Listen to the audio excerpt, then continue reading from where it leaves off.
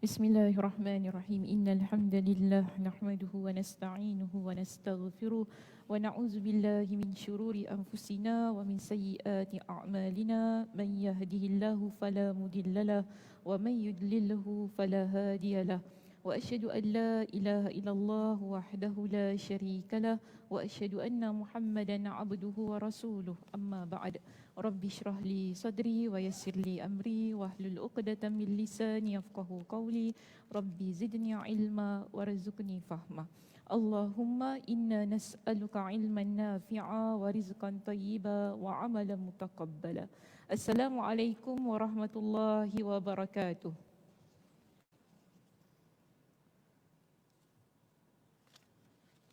Apa khabar? Semua sihat pagi ni? Puasa? Puasa ya? Okay. Alhamdulillah. Haus tak?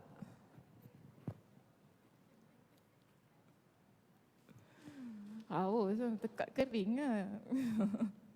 Okey, sebelum saya mulakan, kita ada permintaan daripada pihak masjid untuk kita promote kurma ajwa yang dijual bagi menyokong pengumpulan dana pembangunan program MIJ, iaitu My Inspiring Journey untuk anak-anak yang istimewa.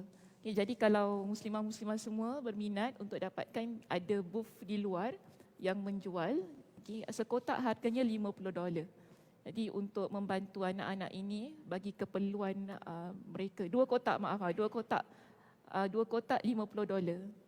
Okay, jadi penjualan ada di luar Dewan. Okay, selepas ini kalau sesiapa yang berminat boleh dapatkan. Cantik kotaknya, comel, ada gambar kanak-kanak di sini. Ini kalau budak-budak yang kat rumah kan ada cucu-cucu yang nak buka puasa kan, tunjukkan ni, cantik kotak ni kan, mesti berminat. Okey, insya-Allah. So itu saja untuk pengumuman pada pagi ini. Kita akan mulakan pengajian kita. Muka surat berapa hari ini? 287. Okey, betul, tak salah. Tapi saya nak skip muka surat tu. Okey, kita skip muka surat tersebut. Kita akan masuk kepada bab yang baru, tak apa. Poin kita C dan D itu tinggalkan sahaja. Kita akan terus masuk kepada bab kita yang ketiga, sebab poin C dengan D itu saya dah masukkan semua dalam kesimpulan pada sesi lepas sebelumnya. Okey, baik. Kita akan mulakan pengajian di muka surat 289.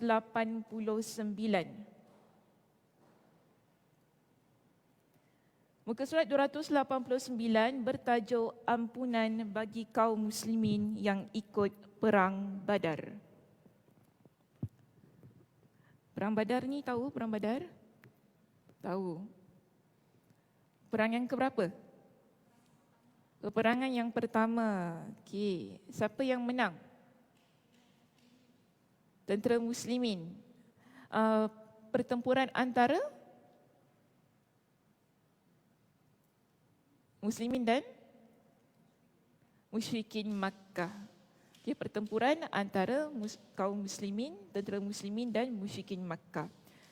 Jadi sedikit latar belakang peperangan Badar sebelum saya masuk kepada perbincangan pada pagi ini sebagai pengenalan. Mungkin ada yang tidak tahu lagi berkenaan dengan peperangan tersebut. Kita lihat pada tahun 2 Hijrah tercetus peperangan yang berlaku antara kaum muslimin dan juga tentera musyrikin. Ini musyrikin Makkah, penduduk Makkah. Jadi peristiwa ini berlaku pada bulan Ramadan. Dalam bulan Ramadan 2 Hijrah. Yang mana disebutkan kepada kita bahawa, kalau boleh rujuk, sila rujuk dalam kitab Ar-Rahiqul Makhtum oleh Syekh Al-Mubarakfuri. Ada menceritakan dengan terperinci berkenaan dengan peperangan Badar. Peperangan Badar ni dia bukan berlaku waktu tu selesai, tak. Dia memakan masa beberapa hari. Tak silap saya, Nabi keluar pada 8 Ramadan, peperangan tercetus pada 17 Ramadan. Tak silap saya. Okay, saya pun tak berapa ingat tarikhnya. Tapi yang penting keseluruhan Peristiwa ini berlaku pada bulan Ramadan 2 Hijrah. Yang mana pada waktu itu Nabi SAW ingin menghadang. Asalnya kita kata ia bukan tujuannya untuk berperang yang besar-besaran. Okay? Tetapi tujuannya lah untuk menghadang kafilah perdagangan. Wah, ini pijak termasuk ya kaki?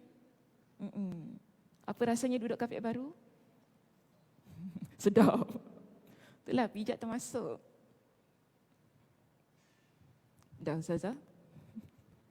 Duk merasa kafe baru. Okey, balik pada peperangan Badar tadi. Kita lihat dalam peperangan Badar ini, asalnya Nabi SAW ingin menghadang satu kafilah perdagangan yang datang daripada Syam. Okey, kafilah ini dia bawa banyak harta. Banyak unta, maknanya perniagaan yang begitu menguntungkan. Jadi Nabi dapat laporan daripada orang-orang yang dijadikan sebagai perisik ini kan untuk tahu apa yang dibawa oleh pedagang Quraisy ni. Jadi kafilah ini diketuai oleh Abu Sufyan. Abu Sufyan ini adalah ketua di Makkah. Kafilah perdagangan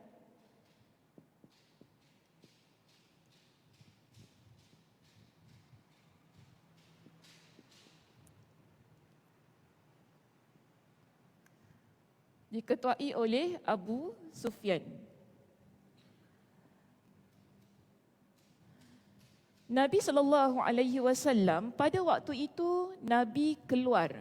Okay, Nabi keluar untuk menghadang kafilah yang bawa banyak sangat harta ini bagi meraihlah untuk merampas harta tersebut daripada Abu Sufyan. Maknanya asalnya bukan untuk berperang. Tapi bila Abu Sufyan dia dapat info, dia dapat info yang mengatakan bahawa Muhammad akan menghadang kafilah dia ini. Dia hantar surat ke Makkah. Dia hantar surat pergi Makkah, dia minta bantuan daripada Quraisy Makkah ini agar bantu dia selamat daripada hadangan tu tadi. Jadi bila Quraisy Makkah ni dia dengar, oh Muhammad nak hadang kafilah. Sebab kafilah ni bukan bawa harta ataupun hasil perniagaan Abu Sufyan. Tetapi kafilah ini dia bawa semua, maknanya dia wakil daripada semua penduduk-penduduk Quraisy Makkah ini bawa harta tu kan, hasil perdagangan ini untuk bawa pulang ke Makkah. Jadi penduduk Quraisy ni bila dapat surat daripada Abu Sufyan, mereka kata apa? Oh, kita kena perang. Kita kena perang. Jadi mereka bawa keluar 1,300 orang tentera untuk lawan Nabi SAW yang hanya bawa 315 orang sahaja. Ini peperangan yang agak dahsyat. Angka jumlah itu begitu berganda. Kita kalau tengok angka ni kita kata confirm kalah. Macam tu kan? Confirm kalah. Tak mungkin boleh menang ni. Sebab angkanya berganda 1,300. Tapi satu hal yang kita boleh pelajari daripada peperangan ini, betapa keangkuhan itulah yang menyebabkan kekalahan yang berlaku kepada tentera Quraisy. Sebab apa? Abu Sufyan bila dia sampai ke kawasan Badar. Ini antara sebabnya lah kenapa kita kata peperangan ini namanya peperangan Badar. Bila dia sampai kawasan ini, tentera Nabi SAW belum sampai lagi. Jadi dia selamat. Dia dan kafilah perdagangan ini selamat. Dapat melepasi kawasan ini tanpa bertembung dengan Nabi SAW serta 315 pasukan. Bila dia selamat, dia hantar lagi surat kedua kepada Makkah. Dia beritahu kepada penduduk Makkah, kita selamat daripada Muhammad. Jadi tak payah datang untuk tolong kita. Apa yang berlaku? Si Quraisy Makkah ni yang dah ada 1,300 orang ni, angkuh sombong dia kata apa? Tak apa, tak kisah.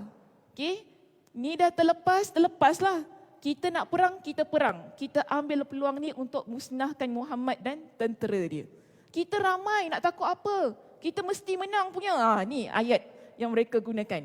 Jadi mereka 1,300 ni pergi ke Badar, tapi 300 orang tarik diri.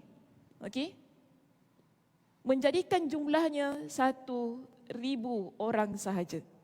Bila mereka tarik diri ni, kenapa dia kata? Sebab kita tidak ada kepentingan lagi untuk menyerang Muhammad. Tujuan asal kita untuk menyelamatkan kafilah perdagangan ini.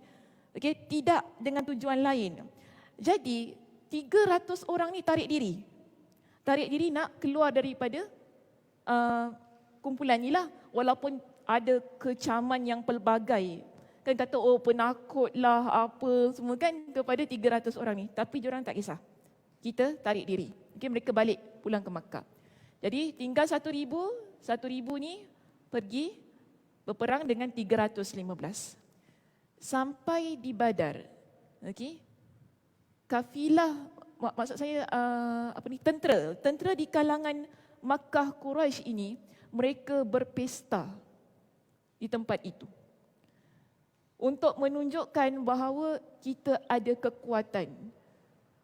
Hari-hari mereka buat korban binatang ni kan, untuk mereka tunjukkan kegahan, kemewahan mereka sebagai sebuah tentera yang kuat.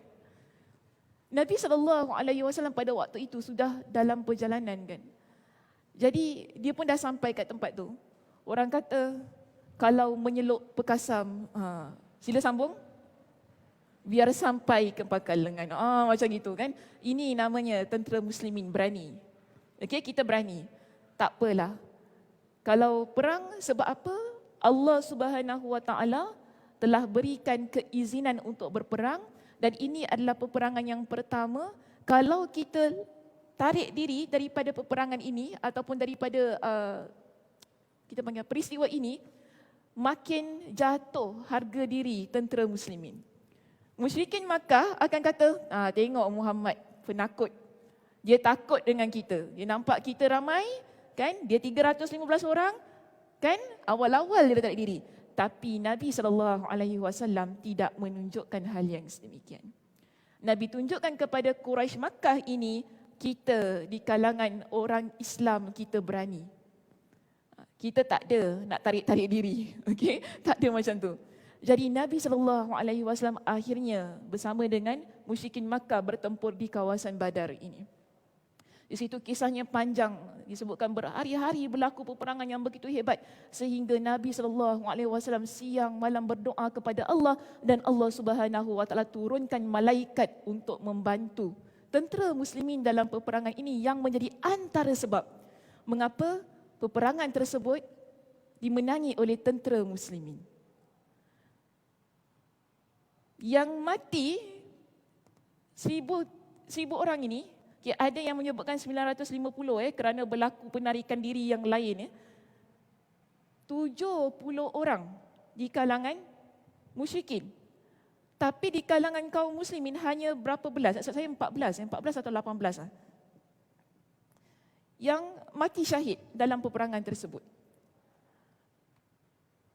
Dalam peperangan ini Allah Subhanahu Wa Taala menyebutkan sesiapa di kalangan tentera muslimin yang terlibat dalam peperangan Badar, maka dosa-dosa mereka diampuni oleh Allah Subhanahu Wa Taala.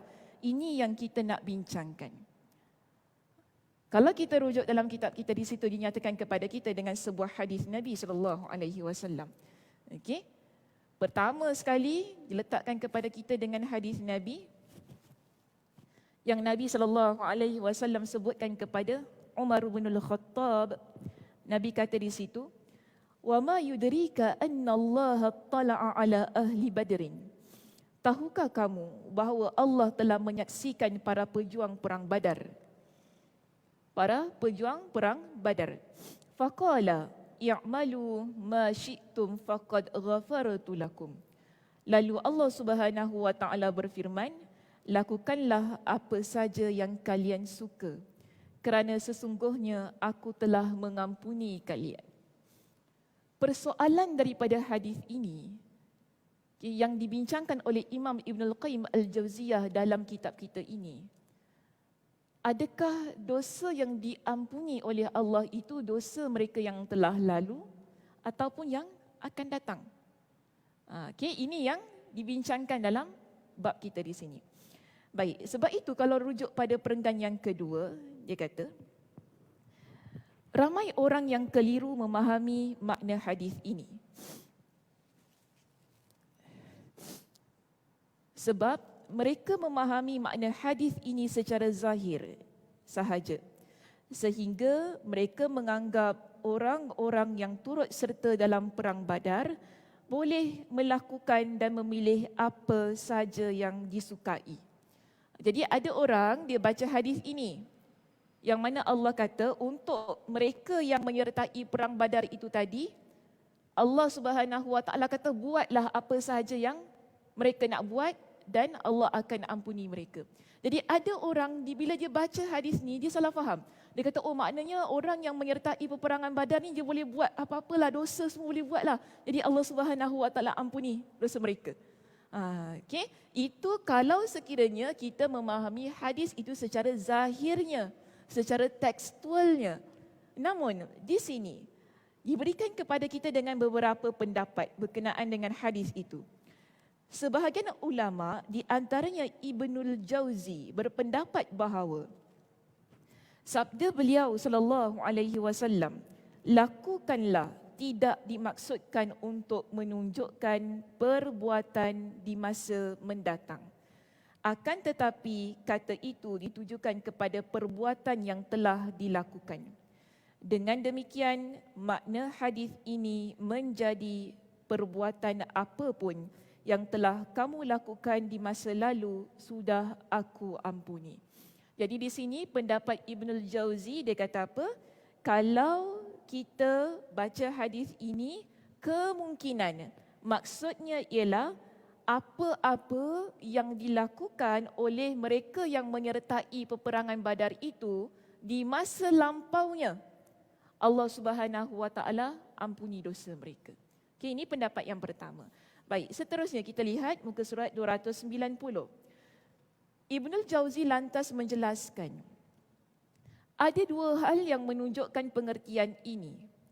Pertama, jika yang dimaksud adalah perbuatan yang akan datang. Kenapa dia kata bukan dosa-dosa yang akan datang? Kenapa dosa-dosa yang telah lalu? Dia bagi kita dengan satu sisi pandang yang begini. Dia kata, kalau kita nak kata ia adalah dosa yang akan datang, maka seharusnya diiringi dengan pernyataan fasa'aghfiru lakum. Dalam ayat ini akan menggunakan bahasa Arab iaitu fi'il mudhari' untuk menunjukkan kepada kita hal itu belum lagi berlaku ataupun sedang berlaku. Tapi dalam ayat ini Allah guna ghafartu lakum, iaitu satu past tense. Kita kata past tense. Satu verb, satu perbuatan yang menunjukkan ia telah berlaku. Sebab itu dia kata, dosa yang diampuni oleh Allah adalah dosa yang telah lalu, yang telah mereka lakukan. Dan nescaya aku akan mengampuni kalian.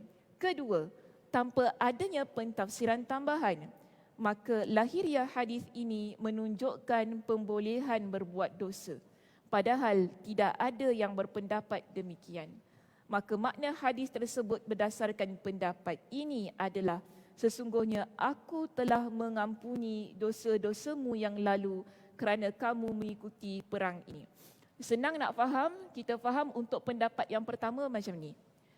Maksud Allah bila Allah kata i'malu ma syi'tum faqad ghafartu lakum dalam ayat itu tadi ialah Allah ampuni dosa-dosa mereka yang telah lalu.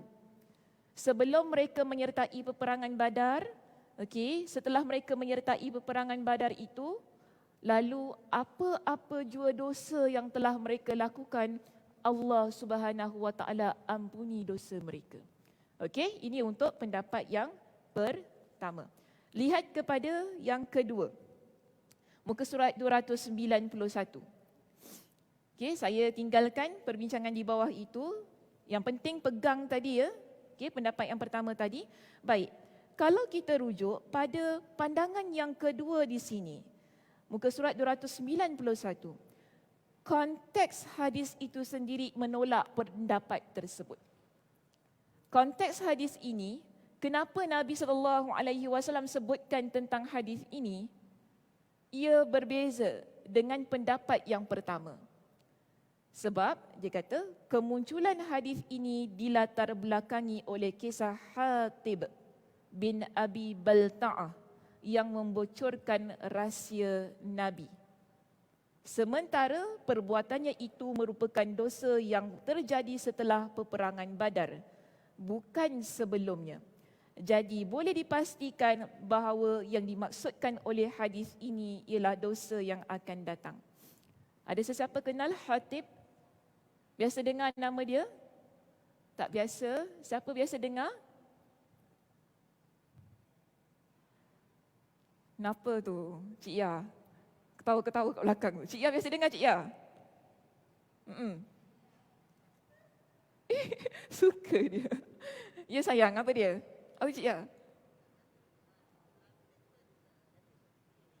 Najilah tak dengar. Macam mana?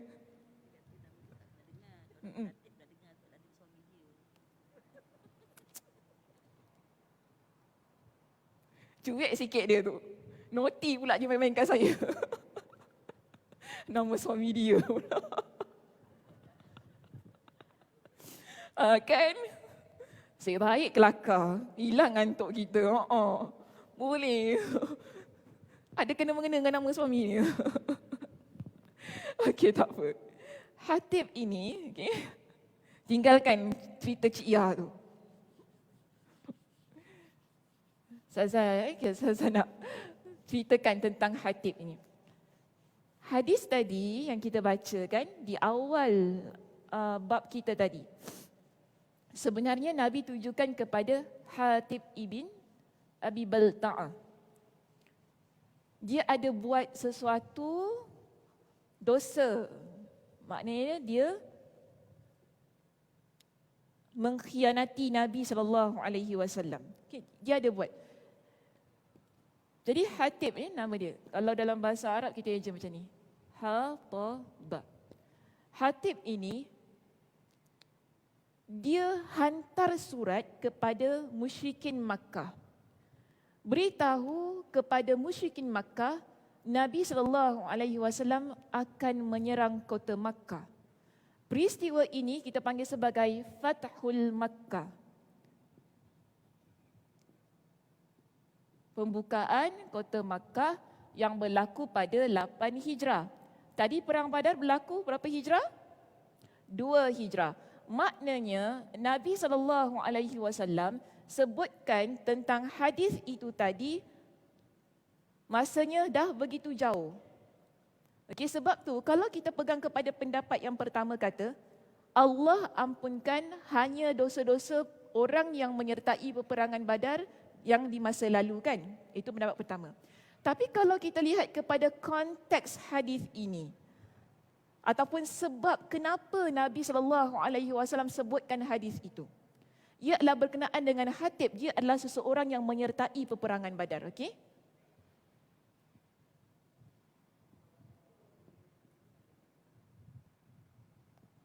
Jadi Hatib ini seorang yang menyertai peperangan Badar.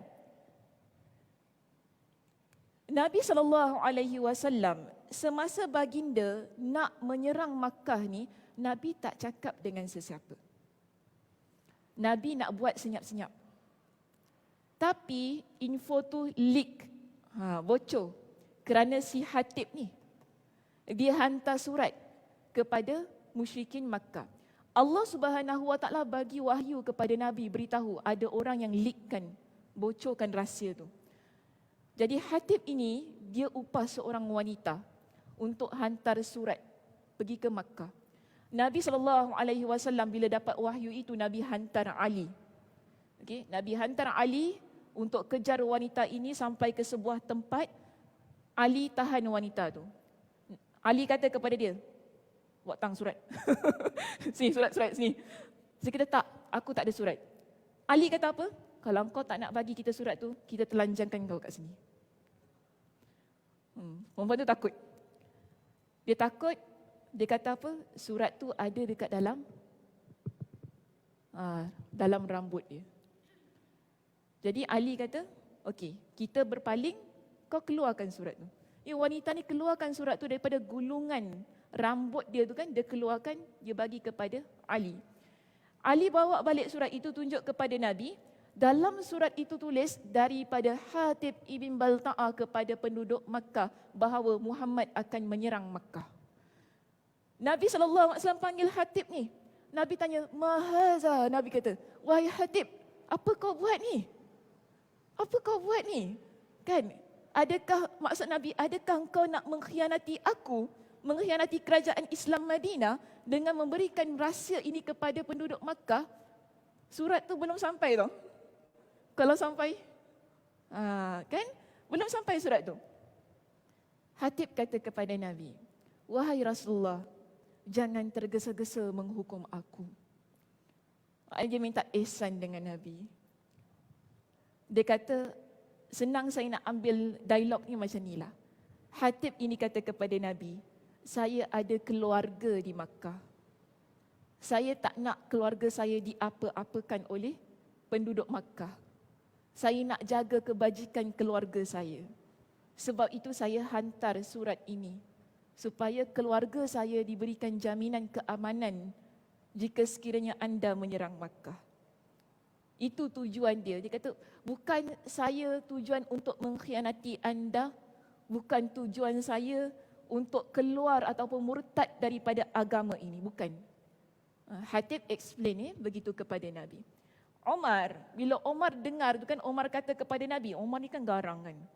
Dia tak boleh, kena sikit ni. Umar kata kepada Nabi, "Wahai Rasulullah, biar aku penggal saja leher si Hatib ini." Nabi kata apa? "Wa ma yudrika." Ini yang Nabi kata tu kepada Umar tadi kan. "Wa ma yudrika annallaha tala'a ala ahli badrin." Tidakkah engkau tahu wahai Umar bahawa Allah Subhanahu wa taala telah menyaksikan apa yang dilakukan oleh orang yang menyertai peperangan Badar. Antaranya si Hatib inilah yang menyertai peperangan Badar itu. Jadi Nabi kata kepada Umar, Allah telah ampunkan dosa dia. Bila kita lihat, dosa ini dilakukan pada 8 Hijrah. Maknanya, jauh daripada 2 Hijrah. Jadi, konteks hadis itu menunjukkan bahawa Allah bukan sahaja menghapuskan ataupun mengampunkan dosa-dosa ahli Badar yang telah lalu, tapi Allah juga mengampunkan dosa-dosa ahli Badar yang akan datang. Yang mana jika sekiranya mereka itu ikuti ia dengan taubat, kan? Dia mesti bertaubat. Syaratnya mesti bertaubat. Dia tak boleh buat dosa, Allah ampunkan. Buat dosa, Allah ampunkan. Dia tidak sedemikian. Maknanya di sini, sesiapa saja di kalangan ahli Badar yang melakukan dosa, mereka perlu bertaubat kepada Allah Subhanahu wa taala, Allah akan mengampuni dosa-dosa mereka. Sebab itu, ya, bila kita lihat pada perenggan kita yang berikutnya, ya, di situ dijelaskan kepada kita, menurut kami, iaitu Ibnul Qayyim, iaitu pengarang kitab ini, dia kata, wallahu a'lam, ungkapan ini ditujukan kepada suatu kaum, yakni para sahabat yang ditakdirkan Allah Subhanahu wa taala tidak akan menjadi murtad. Mereka akan meninggal dalam keadaan masih memeluk agama Islam. Kaum tersebut boleh jadi melakukan dosa sebagaimana kaum lainnya. Akan tetapi Allah Subhanahu wa taala tidak akan membiarkan mereka terus-menerus berbuat dosa. Allah akan memberikan mereka taufik untuk bertaubat dengan tulus, beristighfar dan berbuat kebaikan yang dapat menghapuskan pelbagai kesalahan. Jadi, pemberian keistimewaan ini secara khusus kepada para sahabat radhiyallahu anhum dan tidak kepada kaum yang lainnya, kerana faktor-faktor yang menyebabkan ampunan Allah tersebut benar-benar telah mereka miliki sehingga mereka akan sentiasa diampuni oleh Allah. Jadi di sini Imam Ibnul Qayyim Al-Jauziyah dijelaskan kepada kita, Walaupun Allah Subhanahu Wa Taala sebutkan sebagaimana yang dah kita bacakan tadi, tetapi di sini tak bermakna mereka itu bebas untuk melakukan apa jua bentuk dosa. Kalau mereka ada melakukan dosa, Allah Subhanahu Wa Taala akan berikan kepada mereka dengan taufik, kemudahan untuk mereka terus beristighfar dan bertaubat kepada Allah Subhanahu Wa Taala. Dengan situ Allah Subhanahu Wa Taala akan sentiasa mengampuni mereka. Dan sekali lagi, hadis ini tidak menafikan bahawa jaminan pengampunan itu diperoleh kerana mereka mewujudkan sebab-sebabnya. Maknanya kita boleh faham daripada hadis itu tadi, kalau di kalangan mereka yang buat dosa, dia tak boleh terus-terus dapat keampunan begitu saja. Okey? Contoh, kalau dia tak solat, terus Allah ampunkan dosa dia, dia tak semikian. Dia perlu bertaubat kepada Allah Subhanahu Wa Taala. Perlu qada solat dia, baru Allah Subhanahu Wa Taala berikan keampunan kepada dia. Yang mana dia kata lebih jauh, hadis ini sama sekali tidak menunjukkan bahawa mereka boleh meninggalkan perintah-perintah wajib kerana adanya jaminan pengampunan dari Allah. Sebab seandainya pengampunan itu diperoleh begitu sahaja tanpa adanya keharusan untuk terus berupaya melaksanakan apa-apa yang diperintahkannya, nescaya para sahabat tersebut tidak perlu lagi mengerjakan solat, puasa mahupun haji. Termasuk pula menunaikan zakat dan berjihad. Sungguh hal ini menjadi mustahil.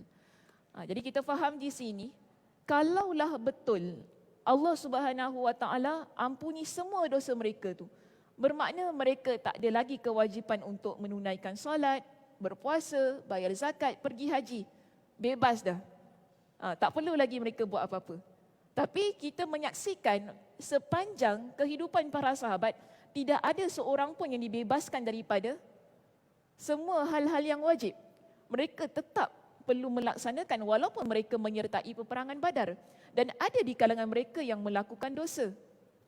Kan ada di kalangan mereka yang melakukan dosa. Contohnya kita lihat Umar bin Al-Khattab sendiri.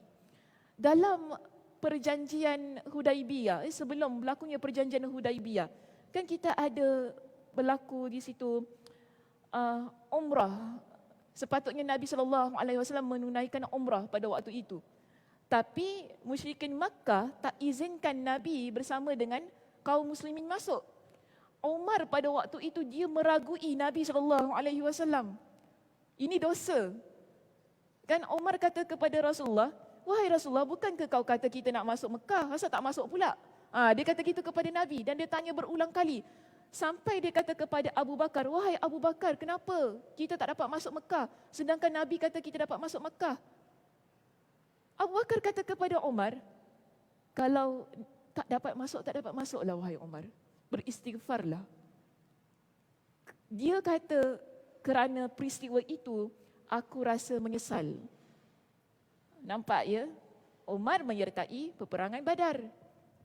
Tapi ada perkara-perkara orang kata, kesilapan, kesalahan yang mereka lakukan. Lalu mereka beristighfar kepada Allah, bertaubat kepada Allah. Mereka tak kata, "Oh, sebab saya ikut perang Badar, saya tak perlu lagi bertaubat kepada Allah. Saya tak perlu lagi beristighfar kepada Allah." Mereka tak kata begitu. Tapi di kalangan para sahabat yang menyertai peperangan Badar ini, Masya Allah, Tabarakallah, amal ibadah mereka tip-top.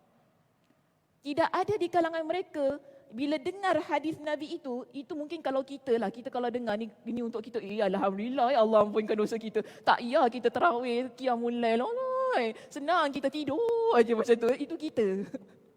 Tapi di kalangan para sahabat, Masya Allah, Tabarakallah, makin digelar sebagai penghuni syurga, makin disebut sebagai orang-orang yang mendapatkan keampunan Allah, makin mantap amalan ibadahnya.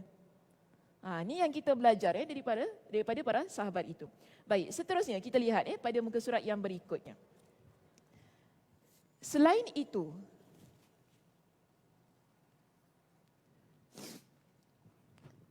salah satu hal yang paling ditekankan dan diwajibkan Allah Subhanahu Wa Taala kepada manusia setelah berbuat dosa adalah bertaubat. Jadi kita kalau nak dapatkan keampunan Allah, syaratnya mesti taubat. Tak kira siapa pun kita ni. Kan? Dia mesti taubat. Kalau tak taubat, belum kita kata Allah Subhanahu Wa Taala tak berikan keampunan itu. Maka dengan demikian, jaminan akan adanya pengampunan seperti yang terdapat dalam hadis itu tidak menyebabkan orang yang dijamin bebas meninggalkan segala sebab yang dapat mendatangkan ampunannya. Jadi walaupun di kalangan ahli Badar ini Allah Subhanahu Wa Taala berikan kepada mereka dengan jaminan keampunan, tapi mereka masih lagi perlu bertaubat kepada Allah Subhanahu Wa Taala. Kerana kalau kita nak dapatkan keampunan Allah, ia memerlukan kepada taubat kita kepada Allah. Barulah Allah Subhanahu Wa Taala berikan keampunannya. Sebagaimana hadis yang dibawakan kepada kita dalam kitab kita di sini. Apa kata Nabi berkenaan dengan taubat ini? Nabi SAW bersabda, Nabi kata, "Aznaba 'abdun dhanban faqala ay rabbi aznabtu dhanban faghfirhu li faghfaralah." Seorang hamba melakukan suatu dosa lalu dia berdoa, "Wahai Rabbku, aku telah berbuat sebuah dosa. Ampunilah aku." Thumma makatha ma sya'allahu ayyamkutha. Maka dia mengampuninya setelah beberapa lama ia berbuat dosa yang lain. Jadi ada hamba Allah ini Nabi ceritakan dalam hadis ini. Dia buat dosa. Bila dia buat dosa, dia bertaubat kepada Allah, dia minta kepada Allah, dia beritahu kepada Allah, "Aznabtu, aku telah berdosa, maka ampunilah aku." Nabi kata Allah Subhanahu Wa Taala mengampuni hamba ini. Sampailah pada beberapa masa, maknanya dia dalam keadaan yang telah diampuni oleh Allah Subhanahu Wa Taala. Kemudian tiba-tiba dia buat dosa lagi. Dia buat dosa lagi. Dia angkat tangan dia lagi, dia doa lagi kepada Allah. Dengan doa yang sama sebagaimana yang pertama tadi. Dia kata apa kepada Allah? "Asabtu dhanban faghfirli faghfaralah." Ay Rabb, wahai Tuhanku, aku telah dilumuri dengan dosa, maka ampunilah aku. Allah ampuni lagi hamba ini. Thumma makatha ma sya'allahu ayyamkutha. Beberapa lama setelah itu, hamba tadi berbuat dosa lagi. Lalu dia pun minta kepada Allah, dia mohon kepada Allah dengan doa yang sama. Berapa kali itu? 3 kali. 3 kali hamba ini buat dosa. Okey, dia buat dosa, maknanya dia bertaubat kepada Allah Subhanahu Wa Taala. Lalu dia dalam keadaan yang beramal soleh, beribadah, tapi kemudian dia buat dosa, dia bertaubat lagi. Seterusnya dia beramal soleh, beribadah kepada Allah, sampai pada satu masa dia buat dosa lagi. 3 kali. Di sini Nabi kata apa? Allah Subhanahu Wa Taala berfirman, "Alima 'abdi anna lahu rabban yaghfiru dhanba wa ya'khudhu bihi. Qad ghafartu li 'abdi falyamal ma syaa." Hamba-Ku tahu bahawa dia mempunyai Rabb. Hamba aku tahu bahawa dia mempunyai Rabb yang dapat mengampuni dosa dan sanggup menyeksanya. Sesungguhnya aku telah mengampuni hamba-Ku, maka silakan saja dia berbuat apa yang dia inginkan. Pada kali yang ketiga tu tadi kan, Allah kata, hamba ni, dia buat dosa, dia taubat. Kemudian dia beramal soleh. Dia buat dosa, dia taubat lagi, dia beramal soleh. Dia buat dosa, dia bertaubat lagi, dia beramal soleh. Sampai 3 kali keadaannya sedemikian.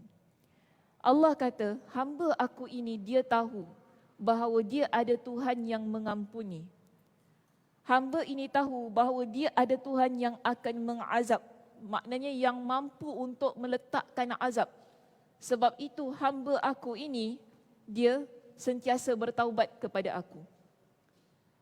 Dan dalam ayat ini ataupun dalam firman Allah ini, Allah kata, sesungguhnya aku telah mengampuni hamba-Ku, maka silakan dia nak buat apa saja yang dia inginkan. Tapi adakah maksud daripada hadis ini kita boleh buat apa saja yang kita inginkan? Bukan begitu maksudnya. Sebab kalau kita lihat kepada penerangan yang ada di muka surat yang berikutnya, dijelaskan kepada kita, hadis tersebut sama sekali tidak menunjukkan izin dari Allah Subhanahu wa taala kepada hamba tersebut untuk melakukan segala yang haram dan yang buruk. Maknanya bukan sebab Allah nak bagi keizinan pada kita, sebab kita dah bertaubat 3 kali tu kan, Allah nak bagi keizinan pada kita untuk buat apa saja dosa yang kita nak buat, bukan gitu. Tapi dia kata yang hendak ditekankan adalah bahawasanya Allah Azza wa Jal akan mengampuninya selama perilakunya tetap demikian. Yakni selalu bertaubat setiap kali dia berbuat dosa. Maknanya kalaulah nanti untuk kali yang keempat, kali kelima, kali keenam dia buat dosa, lalu dia bertaubat lagi kepada Allah, maka Allah Subhanahu wa taala akan tetap mengampuni hamba ini. Yang nak kita fahami di sini ialah kita setiap kali buat dosa, setiap kali itulah kita kena bertaubat kepada Allah. Kita tak boleh kata, tahun lepas saya dah bertaubat dah ustazah, tahun ni saya tak nak taubat lagi dah. Sekali je saya taubat dah cukup dah ustazah. Kan? Ataupun mungkin ada antara kita kata, takkan Allah nak terima lagi taubat saya dah taubat dah tahun lepas, takkan saya nak taubat asyik taubat dosa taubat kan. Mungkin kita gitu.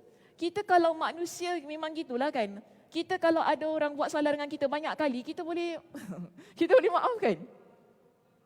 Macam mana? Boleh maafkan? Banyak kali tau cik? Belum tentu.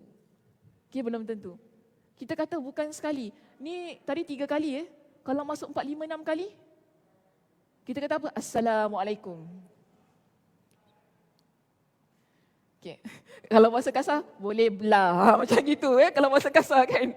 Boleh belah. Silakan. #sila meninggal. Itu bahasa kasar dia.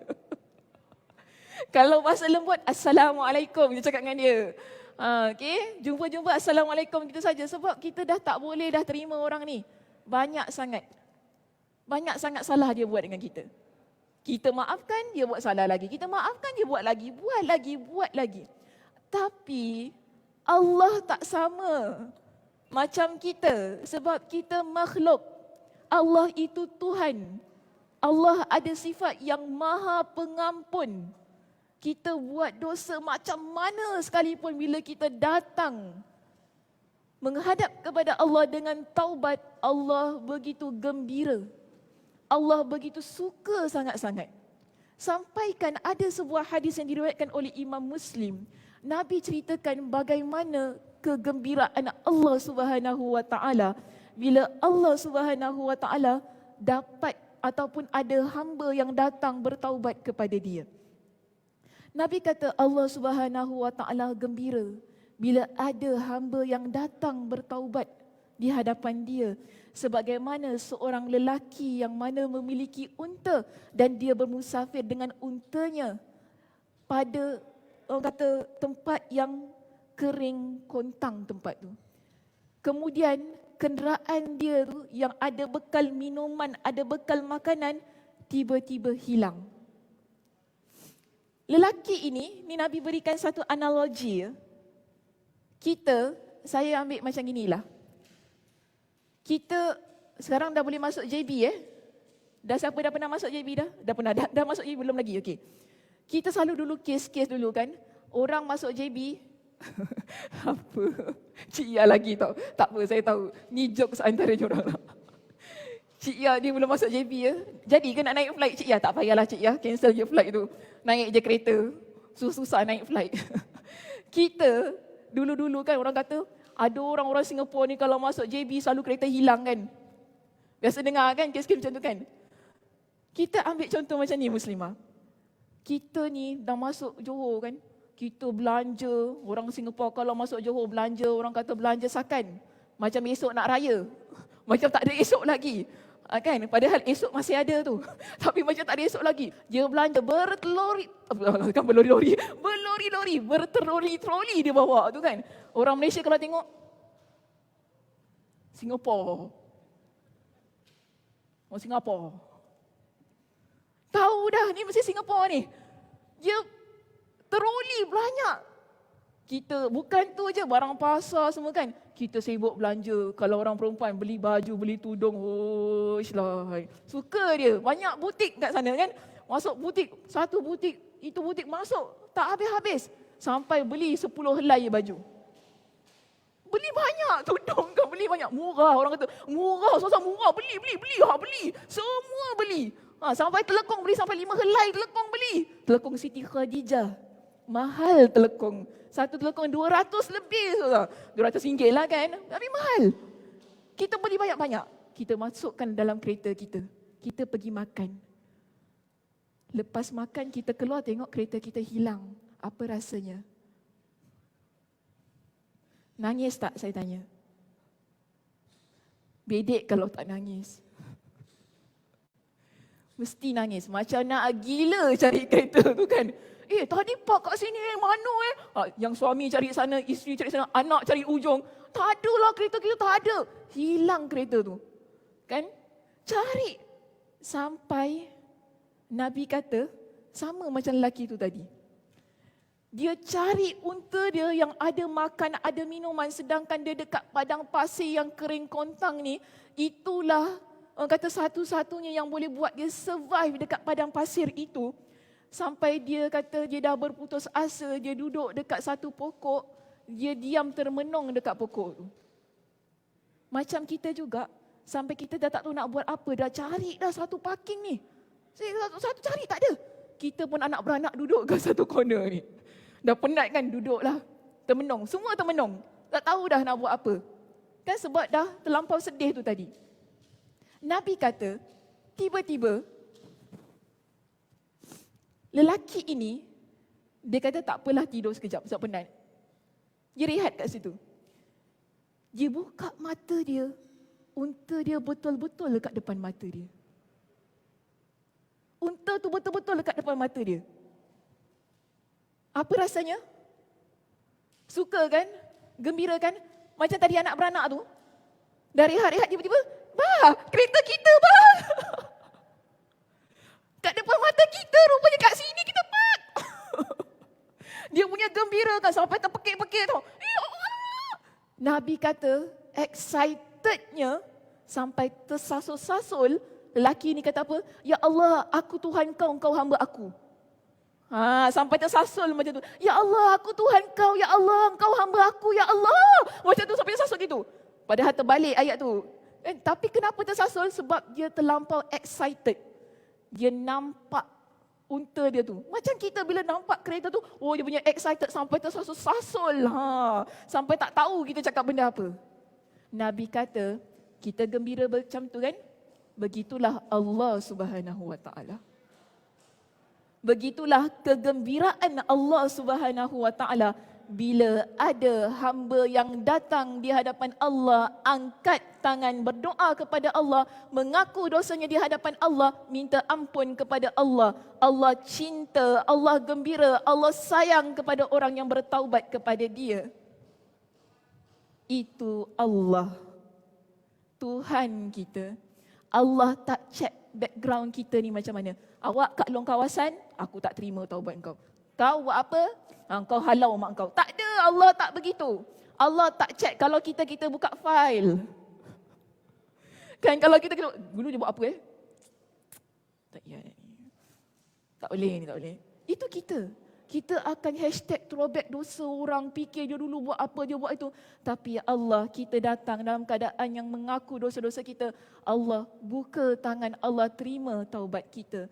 Sebab itu dalam sebuah hadis yang sahih, Nabi ingatkan kepada kita, Allah Subhanahu Wa Taala membentangkan tangannya kepada hamba-Nya yang berdosa di siang hari. Pada waktu malam bila dia bertaubat, Allah bentangkan tangan dia. Allah bentangkan tangannya untuk hamba yang berdosa pada waktu malam. Untuk hamba-Nya yang bertaubat pada siang hari, Allah bentangkan tangannya. Dan itu berlaku sehinggalah matahari terbit dari barat. Hingga ke hari kiamat, pintu taubat tak pernah tutup maknanya. Kita buat dosa pagi ni, petang ini, malam nanti kita lepas tarawih mungkin kita sedar, tadi pagi saya buat dosa, petang tadi saya buat dosa. Malam tadi kita taubat kepada Allah dengan taubat nasuha, Allah terima taubat kita. Ataupun malam nanti kita buat dosa, kita rasa dosa tu besar sangat-sangat.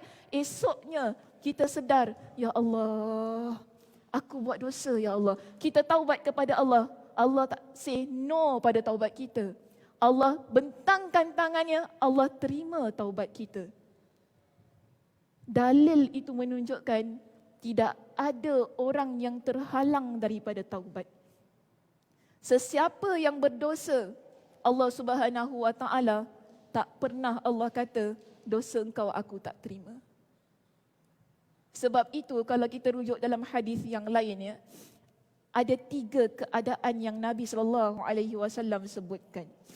Allah Subhanahu wa taala dalam sebuah hadis yang diriwayatkan oleh Imam At-Tirmizi dengan sanad yang sahih. Nabi kata, Allah Subhanahu wa taala berfirman. Allah kata kepada kita ni, anak Nabi Adam, umat manusia, ya bena Adam, wahai anak Adam, innaka ma da'autani wa rajautani ghafartu laka ma kana fika wala ubali. Wahai anak Adam, selama mana engkau angkat tangan engkau berdoa kepada aku, wa rajautani, dan engkau berharap hanya kepada aku, ghafartu laka, aku ampunkan engkau, ma kana fika, engkau dalam keadaan apa sekalipun aku ampunkan engkau, la ubali, aku tak peduli siapa pun engkau. Itu kata Allah.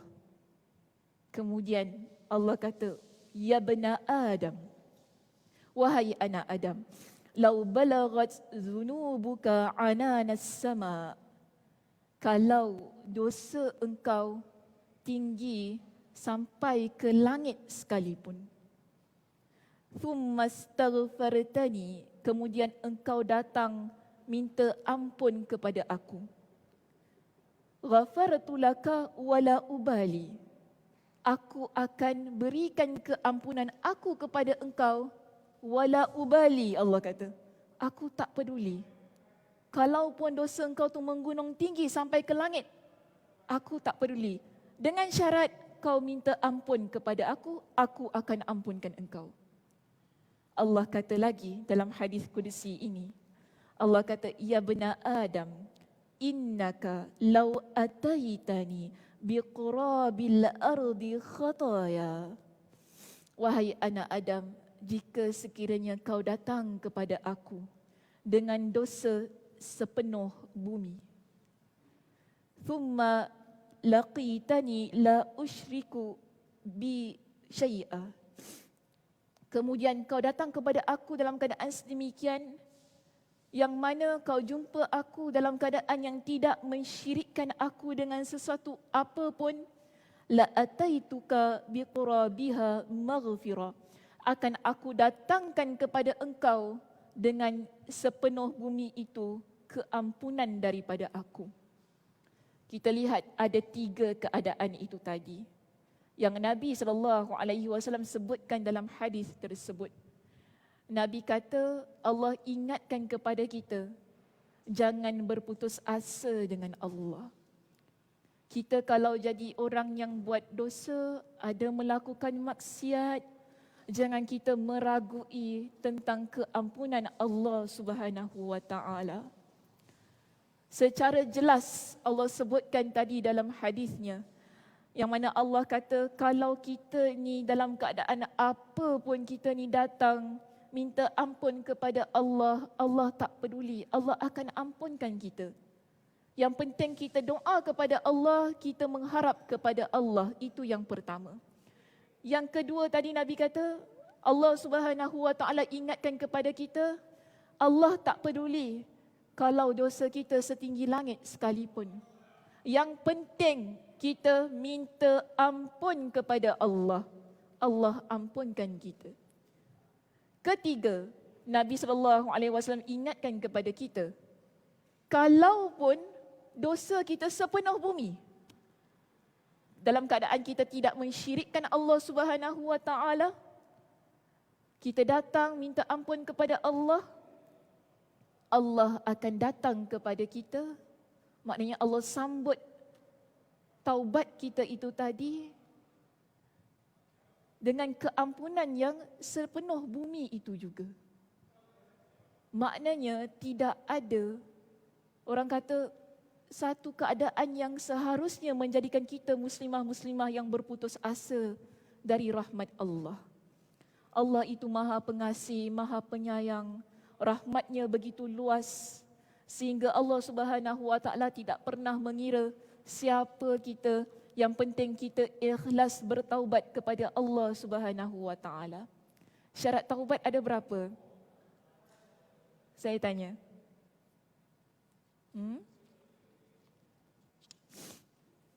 Syarat taubat ada berapa? Pertama apa? Mengakui dosa. Kedua?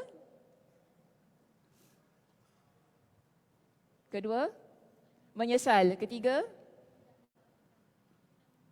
Tidak mengulangi lagi. Lagi? Ada keempat? Apa dia? Tak dengar.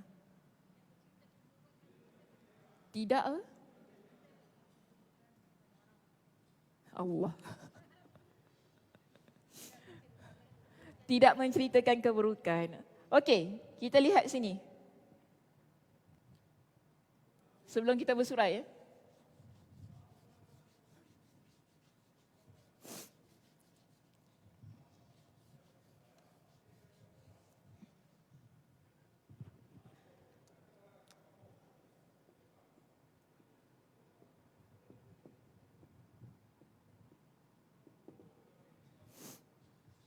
Pertama, kita letak al-i'tiraf.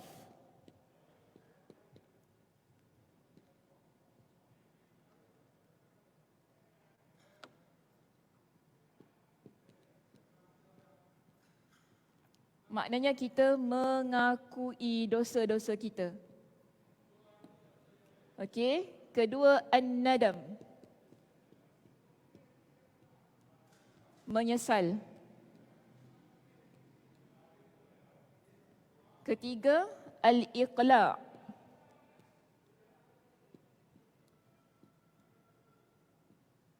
Berhenti. Okey, kita berhenti daripada melakukan dosa itu. Keempat, al-azam. Berazam untuk tidak ulangi lagi.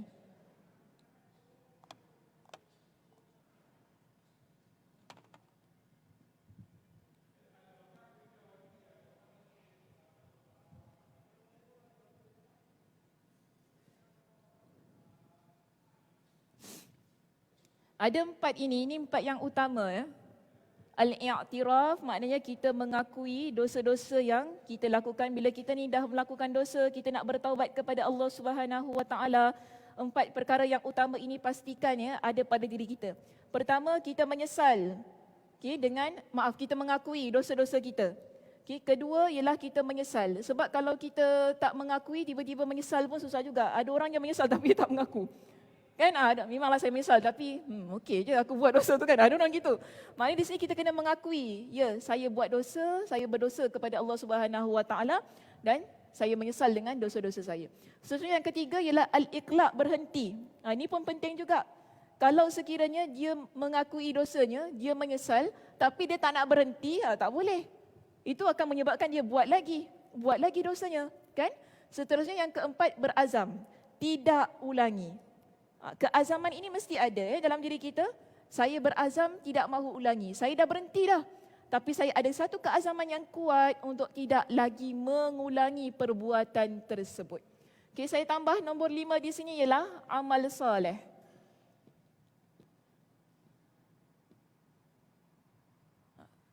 Setelah 4 perkara ini kita dah lakukan, okey, takkan kita nak biarkan diri kita macam tu saja. Maknanya kita kena hiasi diri kita dengan amal soleh. Seterusnya yang keenam ialah teman-teman yang soleh. Semuanya yang soleh. Okey, cari kawan-kawan yang baik dalam hidup. Sebab apa? Kita lihat begini ya. Ada banyak hadis Nabi SAW tentang poin kita yang kelima dan yang keenam itu.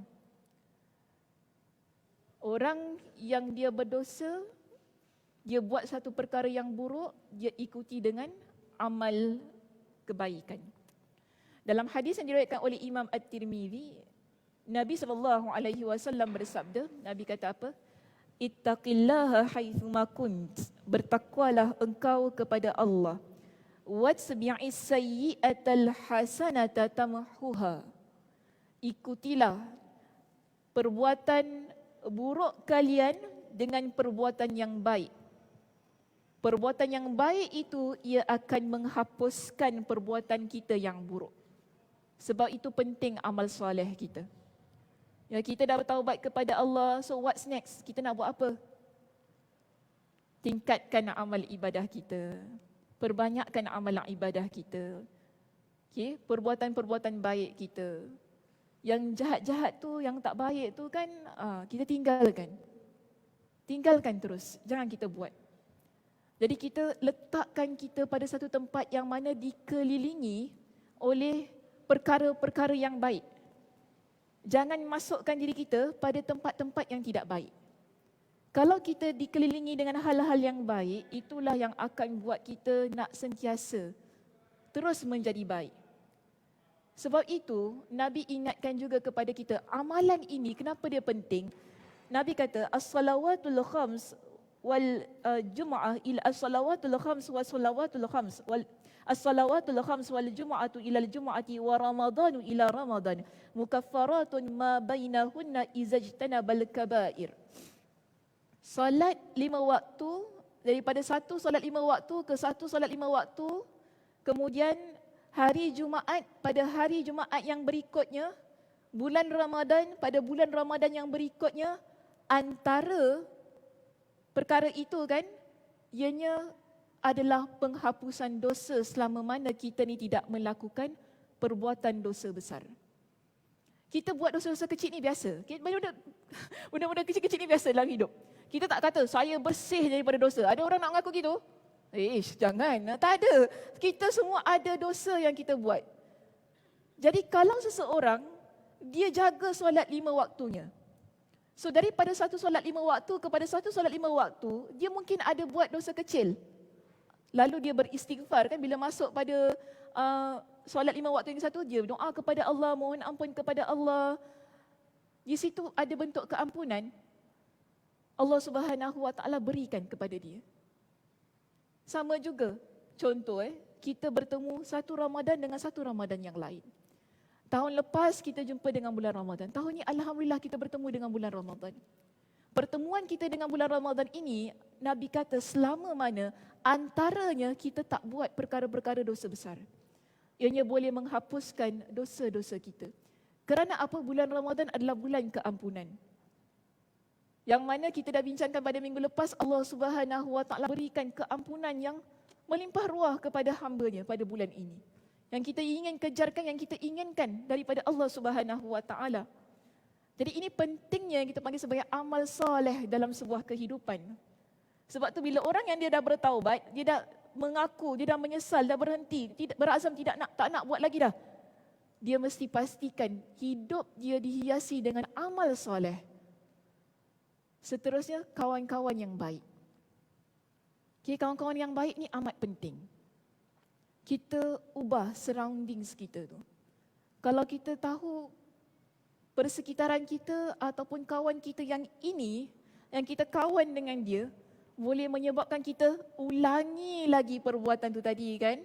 Boleh buat kita kembali lagi buat dosa tu, tinggalkan. Tinggalkan. Jangan takut hilang kawan ya. Jangan takut hilang kawan. Ada orang kata, oh saya tak ada kawan lagi, ni je kawan saya dunia akhirat. Kawan dunia akhirat, dia tak ajak kita buat dosa. Okey? Kawan kita yang kita panggil kawan dunia akhirat ini, dia adalah kawan yang sentiasa ingatkan kita kepada Tuhan, ingatkan kita kepada Allah, yang sentiasa buat kita rasa kalau kita duduk dengan dia, bertambah-tambah keimanan kita. Itu kawan yang saleh, kawan dunia akhirat.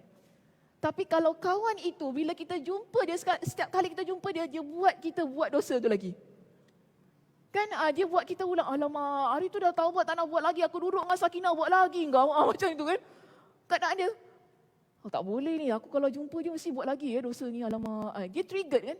So itu menjadi satu petunjuk kepada kita bahawa kita kena, bukan saya kata tinggalkan terus gitu maknanya kita jauhkan sikit diri kita daripada dia. Sebab nanti kalau tinggalkan macam orang kata putus persaudaraan tu Ustazah. Tapi ada kalanya putus persaudaraan tu pun penting juga. Sebab dengan orang-orang jenis macam ini, anak tak boleh bagi muka. Sebab apa? Dia tak hormati kebaikan yang kita buat. Tahu tak, ada orang macam ini, maaf saya sebutkan ni pun secara live. Dia tak hormati, bila dia nampak kawan dia dah jadi baik, dia tak hormati kawan tu. Dia sindir, kan ada macam tu kan? Dia sindir, bajet soleh, kono, pergi kelas Ustazah Sakinah. Kita dengar apa rasa sakit hati kan? Sakit tau. Sakit hati. Kalau kita ada kawan macam tu. Jumpa sikit sindir, yelah aku tahu lah kau dah pakai tudung labu. Kan sindir lagi, kena lagi. 2-0. Cakap-cakap lagi, yelah kan kau sekarang cakap tak maki-maki, baik je semua babe kau berbual kan, tak macam aku. Yelah mulut kau dah mulut-mulut orang-orang baik, sindir lagi 3-0. Kita senyum. Balik rumah, nangis kita. Sedih tau kita, sedih. Sebab kita nak jadi baik. Tapi kawan ni buat kita rasa kecil hati, buat kita rasa, sebab dia tak hormati kita. Sebab tu saya kata, terbaik jangan rapat-rapat lagi dengan orang yang begini. Sebab orang yang macam ini besar kemungkinan akan buat kita kembali kepada hal yang lama-lama. Sebab kita rasa dah tak, telinga kita macam bernanah, orang kata kan. Bernanah lah dengan sakit telinga. Sakit telinga, sakit hati. Sebab itu penting usaha cari teman-teman yang salihah, teman-teman yang baik. Contoh kita datang kuliah ni kan, kita duduk dengan orang muslimah-muslimah. Memang duduk dengan orang takkan duduk dengan orang. Tapi ada bukan orang kat sini tak tahu ada jin kat sini. Jin-jin muslimah yang duduk kelas Ustazah Sakinah. Kita tak tahu. Yang duduk dengan kita kat sini kan, muslimah-muslimah yang salihah, kawan-kawan kita yang baik. Sebab tu hari tu saya kata kita kenal. Ada ukhwah, duduk dalam kuliah, kenal orang kanan kiri, kita tahu kawan-kawan kita yang baik, kita kawan dengan dia, alhamdulillah begitu keadaannya. Akhirnya ada satu komuniti muslimah yang salihah. Kita selalu nampak komuniti muslimah yang tak salihah. Komuniti muslimah yang tak salihah. Kita kena bangunkan satu komuniti muslimah yang salihah, yang sentiasa ingat kepada Allah Subhanahu Wa Taala. Alhamdulillah kalau begitu. Ini pentingnya kan, kita datang kuliah, duduk kuliah secara fizikal. Ya Ustazah, kalau fizikal ni kuliah bagus, nampak Ustazah, nampak jumpa kawan-kawan kan. Kalau kuliah online,